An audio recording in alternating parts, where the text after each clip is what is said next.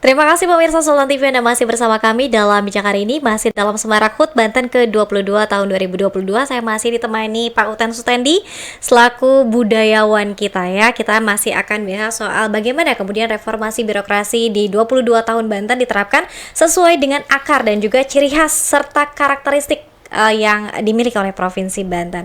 Nah, 22 tahun Pak Uten, apakah kalau misalnya tadi di segmen sebelumnya Pak Uten juga menyebut kita sepertinya jalan di tempat atau mungkin bahkan boleh dengan kasar kita mundur begitu ya Pak Uten. Banyak yang absen berarti, banyak yang abai untuk kemudian membangun dan juga mengembalikan Banten ke akarnya. Bukan Terlepas. hanya ini, ya banyak sekali, bukan hanya abai tapi juga seperti tidak mengindahkan ya modal besar yang dimiliki oleh Banten, yaitu nilai-nilai luhur tadi, nilai-nilai ulama tadi, nilai-nilai jawara, juga nilai-nilai kesepuhan, itu yang seharusnya menurut saya itu menjadi kekuatan dan modal Banten bagi pembangunan masa depan. Dengan mengakar pada nilai-nilai kesepuhan, nilai ulama dan jawara yang kita definisikan tadi, sesungguhnya Banten sangat potensial menjadi daerah yang different in the world. Jadi menjadi daerah yang berbeda di dunia karena memiliki karakteristik yang sangat istimewa gitu loh, yang tidak dimiliki oleh daerah lain. Misalnya begini, di Baduy atau di Kasepuhan Cisungsang, Cipta Gelar atau Citorek dan seterusnya, itu kan mereka menjalani kehidupan yang bagaimana menjaga equilibrium ekosistem misalnya ya, jadi menjaga keseimbangan ekosistem.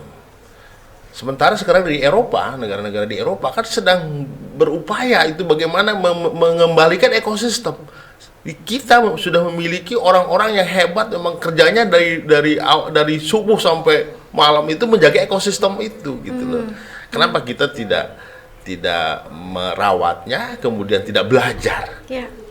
Kita belajar dari mereka bagaimana membangun sebuah kota, sebuah daerah itu seimbang, punya keseimbangan dengan alam gitu loh. Itu satu hal misalnya.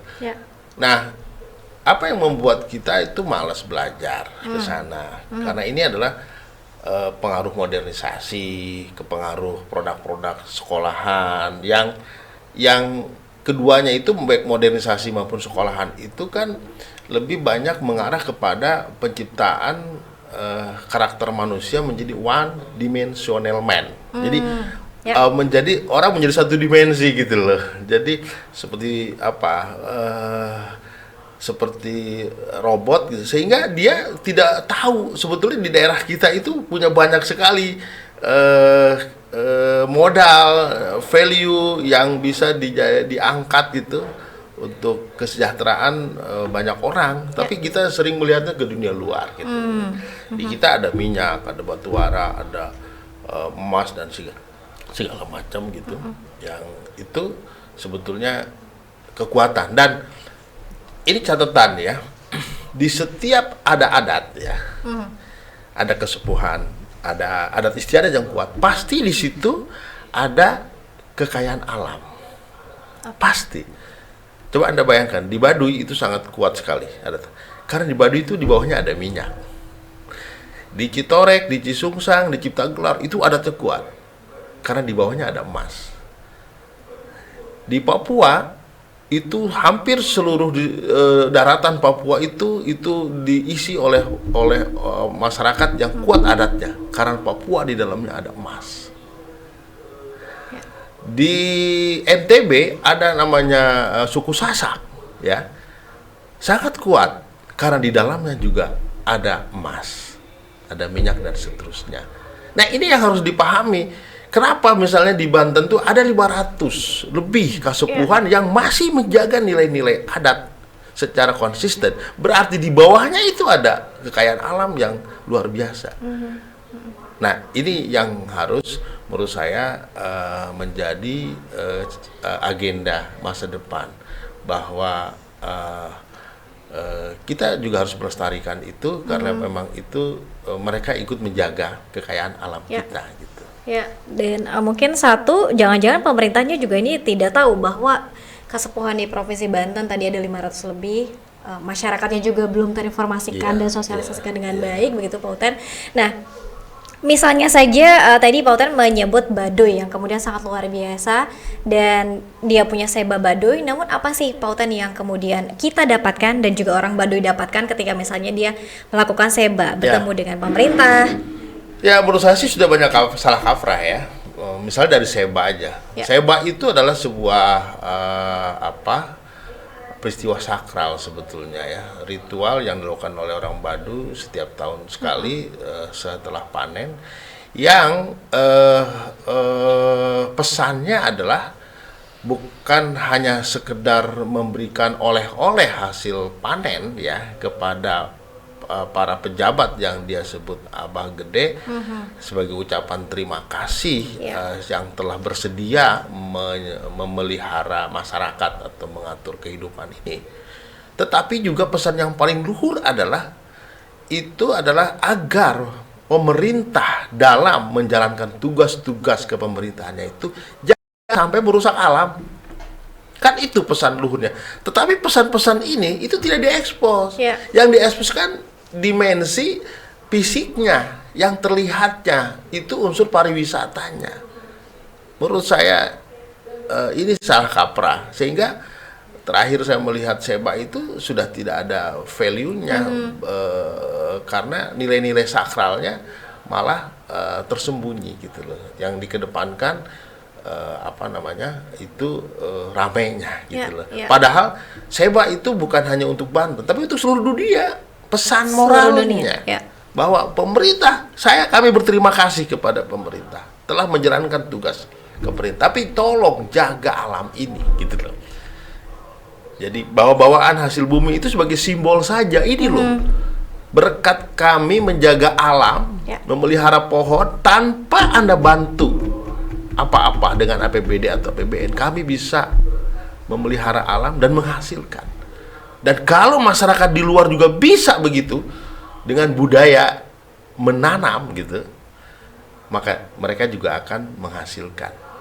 Nah, sementara kita lihat di birokrasi, di politisi, budaya menanam itu yang sulit tumbuh. Yang ada budaya pengen panen meskipun mereka tidak pernah menanam atau jarang menanam.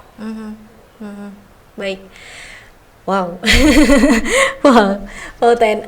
Ketika spirit kita flashback ke 22 tahun lalu sebelum Provinsi Banten dibentuk, apakah kemudian ketika pembentukan ini ada sesuatu yang salah dan mungkin abai ketika misalnya sebetulnya Provinsi Banten mau dibawa kemana saat itu, Pak Uten? Ya, menurut saya memang hampir seluruh pembentukan daerah-daerah baru ya di Indonesia ini, bukan hanya di Banten, lebih kepada orientasinya kekuasaan, ya, bukan bagaimana memuliakan tanah dan air daerah itu untuk kesejahteraan umat manusia, tetapi lebih bagaimana menjadi ajang perebutan kekuasaan untuk kepentingan ekonomi, untuk kepentingan bisnis. Termasuk juga saya melihat tanda-tanda seperti itu awal pembentukan ada di Banten seperti itu, sehingga perkembangannya kemudian kita seperti gagap, Banten ini mau ngapain? Karena memang kita tidak pernah merumuskan sebelumnya platform grand design Banten ini mau jadi provinsi seperti apa, kita punya modal apa, kita punya kekuatan apa, dan kita punya masa depan apa. Itu yang belum saya lihat rumusan itu. Yang penting berdiri aja dulu. Karena ada kekuasaan penguasa yang memang ingin lebih establish atau lebih eskalatif gitu loh. Tingkat kekuasaannya, maka dideklar lah.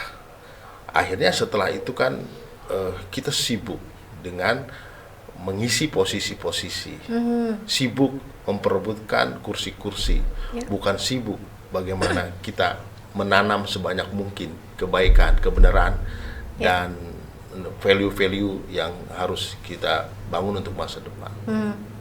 Oke. ternyata budaya dan karakteristik yang dimiliki Provinsi Banten ini seharusnya bisa menjadi potensi dan juga modal dasar bagi pembangunan Provinsi Banten Pautan untuk kemudian tumbuh menjadi lebih berkembang. Dari 3 karakteristik dan juga ciri khas tadi, apakah kemudian sangat bisa artinya membangun Provinsi Banten menjadi lebih maju? Dan kalau kita bicara soal usia sudah 22 tahun, cukup terlambat? Sangat bisa, asal yang ada di Banten ini pemimpin, bukan penguasa. Berbeda Pautan ya? Sangat berbeda. Kalau penguasa itu kan lebih banyak dia bagaimana menguasai area, menguasai orang-orang, termasuk menguasai potensi alam untuk kepentingan dirinya, kelompoknya, kroninya, dan masa depan politiknya. Nah, kalau pemimpin beda. Kalau pemimpin itu melihat sebuah daerah itu sebagai potensi atau lahan, bagaimana dia menjalankan tugas hidup, gitulah, sebagai manusia, sebagai khalifah, yaitu menanam pohon, menanam kebaikan, menanam moralitas, menanam value, menanam harapan, menanam kasih, menanam cita-cita masa depan bagi umat dan bagi masyarakat di daerah itu. Itu pemimpin, sehingga mereka akan tumbuh gitu. Nah, di Banten lebih banyak sebagai penguasa, bukan pemimpin.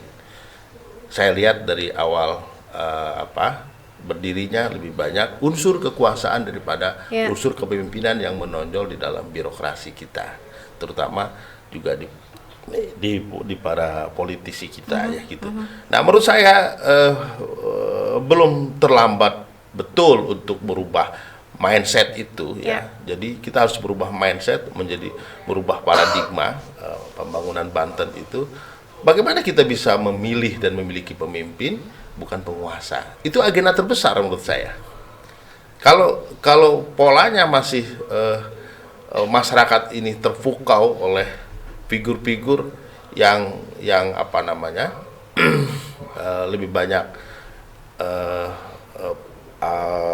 bukan pamer ya, transaksional, kemudian juga panggung gitu ya, lalu juga maunya muncul pada saat maunya gitu ya, itu kita akan tetap jalan di tempat ya.